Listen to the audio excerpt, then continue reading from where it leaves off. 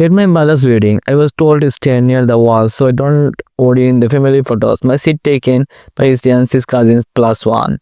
I walked up to the gift table, took back my envelope, and said, "Don't worry, I will stay out of the frame of forever." He came running as I walked out and never expected a warm welcome at my mother's wedding. We would go on this over the years, and by now I was more of a formality than family. Still, I showed up. I bought a new dress I could not really afford. Slipped a generous gift card into neat envelope and ate on time, hoping maybe it would matter. The venue was with me, the kind of place you see in magazines. Rustic wood, fairly light, slow arrangements just like someone had obsessed over symmetry. I tried to blend in, looking for familiar faces. My parents were already by the bar. They glanced in my direction, offered a quick nod, then returned to their drinks like a waiter crossed a straight line to be there. When I asked about my seat, Wooden Kenna seemed confused. She scanned a clipboard, mumbled something about change it, and said I could wait near the back while they sorted things out. Mustered off to the side, ignored watching people get rich other like they were at a high school reunion instead of a wedding. 10 minutes passed, then 15. Eventually I found my brother. He barely made eye contact and gave me a rushed hello. Then he asked if I could keep to the side during the day photos. Something about keeping the group short, clean, and focused. I stood there stunned, trying to understand why being family was not enough to count as part of the family. I did not argue, I just nodded and moved along. Telling myself it was just one day, just a few photos, but the feeling stuck. Later I looked for my seat, a name my name was not on the chart. I was asked again. Someone told me almost apologetically that you had to make adjustment. Apparently, Kira's cousin had voted an unofficial plus one, and they needed my sport. I could probably sit at the kids' table if I wanted. No, it was not really meant for adults. That's when I decided I was done. I walked over the gift table, I picked up the envelope I had bought and slid it back into my purse. No one was paying attention. I didn't expect they would. Then I passed the photographer setting up a shot. Someone gestured for me to move. They wanted the background clear.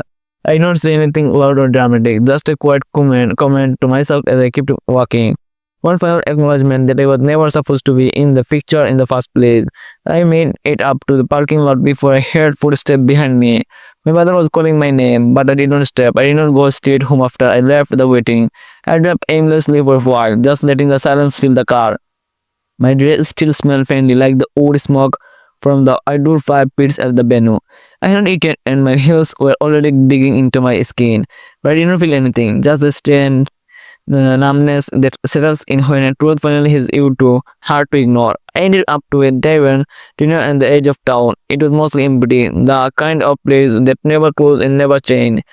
I ordered a coffee and stared out the window. My phone buzzed twice, but from my brother. I did not open either message. Sitting there, I kept replaying everything. The wall, the missing seat, and the way he could not even look me in the eye. The quiet understanding that no one else noticed because no one cared to notice. It was never about the chair or the photos. It was the yard of being the afterthought of being invited because not invited me would look worse than pretending I wasn't there. Going up, it was the quiet one, the good weirds, the skip party, the one who did not cause trouble. My brother, he was loud, golden, effortlessly charming. Every family gathered revolved around his latest milestone. If I brought something up, it got a polite smile and a quick redirect. I used to think being quiet made me easy to forget. No, it made people comfortable forgetting me.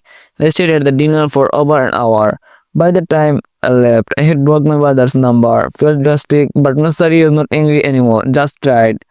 Tired of shrinking myself to fit into a place that had no room for me. Back at my apartment, I dropped the envelope into my kitchen counter and looked at it for a long time. It was not just money, it was effort, time spent choosing the right words on the card. Fading thinking maybe this time I would be seen, but they had made it be clear. I was never meant to be in the frame. 2 days passed before anymore. Anyone else reached out. It was my mother. Surprisingly, her message was not long, just a few clipped lines asking why I had got the scan at the wedding. She said someone had told her. I walked out and took my gift back, and that it had made Sarah's family uncomfortable. There was no mention of the wall, the missing seat, or the fact that I had been asked to disappear from photos, like I was an extra on a seat. I read her message for a while before looking my phone again. There was not question in her words, just blame, just disappointment that I had disrupted the image they were trying to project. Later that day, my brother finally broke through. He used a different number to call. I didn't answer, but he left a voicemail. He sounded tired, said he did not had not meant to hurt me. That things had just been chaotic, and that Charles family had been particular over the photos and sitting that I could have just told someone if I was upset. He did not say he was sorry.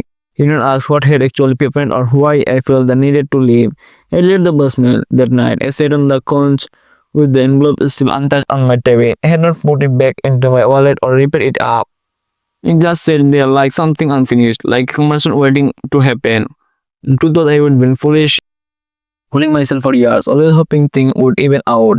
Then my parents would someday see me with the same brightness they had always reserved for my brother.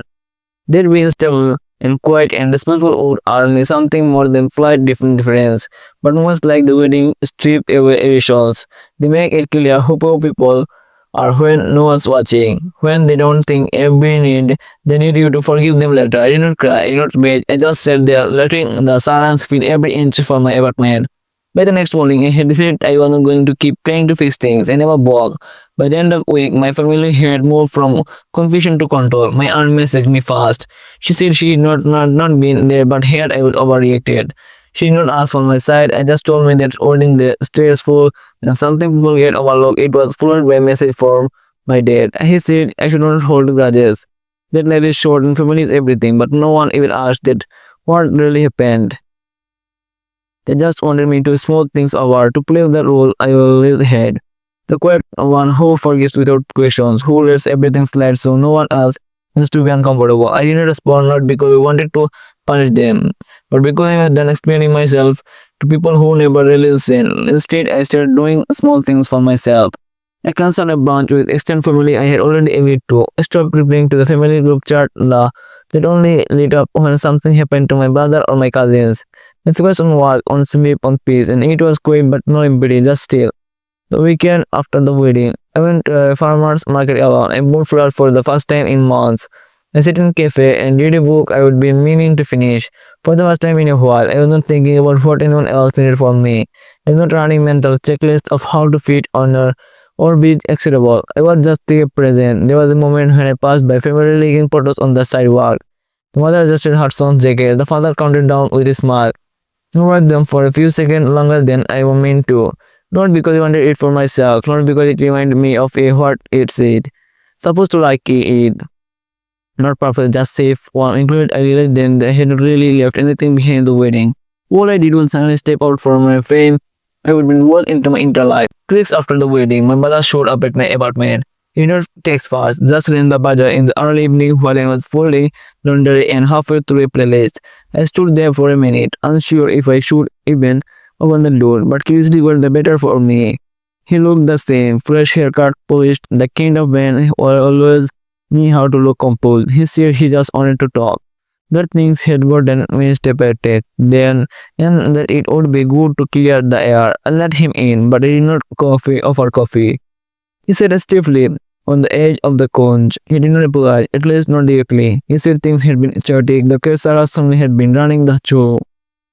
That no one had meant to hurt me, that maybe I had taken things too personally, but he understood I felt left out. He used a lot of words, but none of them sounded like ownership. When the finally was in the air, I didn't cry. I just told him the truth. I said it was not about one day.